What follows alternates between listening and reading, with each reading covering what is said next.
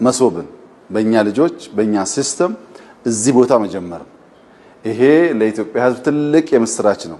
በሌብነት ላይ ያለን ጥላቻ በሌብነት ላይ ያለን ጥያቄ ፈርዬ ያዘ የሚሄደው ሲስተም ስንጠቀም ሲስተም ካልተጠቀምን ሰውና ሰው የሚያደርጉትን የሁለት አካላት ድርድርና ስምምነት በቀላሉ መንግስት ይደርስበት አይችልም።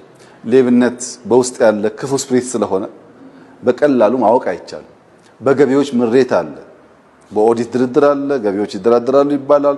ወደ ሲስተም ሲመጣ ወደዚህ ሲመጣ ነገር እየቀነሰ ይሄዳል። ጎሽ እንደዚህ አርጋችሁ ገላግሉን እንጂ አንችላቸው። ክፍለ ከተማና ወረዳ ላይ ያለ ይበቃ የመልካም አስተዳደር ችግር ደረቅ ከየት እንደተመጡስ ማታቃቸው ደረቅ ብልጽግና 75% የሚያስወቅሱት እነሱ ናቸው።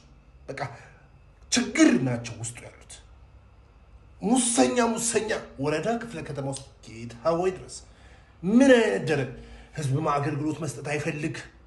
ኢቨን በፊት ሙስና የሚሰጠው እንደዚህ እስቲ ያዛት ምናምን ተብሎ በእጅ ነበር። እነሱ አሻሽለው ኪዋር ኮድ ደረታቸው ላይ እስካን አድርገው ሰጣቸው ደስ የሚላቸው ሌቦች አሉ። አሁን ተገላገልናችሁ።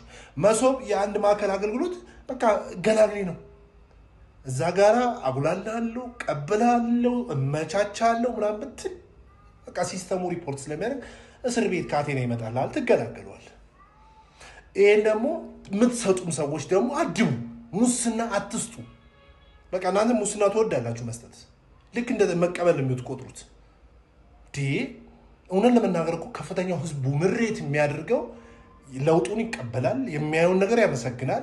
ግን ክፍለ ከተማ ወረዳ የሆነ ቦታ ስትሄድ ደረቅ ሌባ አለ። ደረቅ ሌባ አይነት እንዲህ ፍጥጥ ብሎ የሚጠይቅክ ውሃ ጠጡ። እንደዚያ ሌቦች ክፍለ ከተማና ወረዳ ስትንቀባረሩስ ደግሞ ቅብርር ስትሉ ደግሞ እኮ ደህና ስራ ሰርታችሁ ነው የምትመስሉት እኮ ስትንቀባረሩ።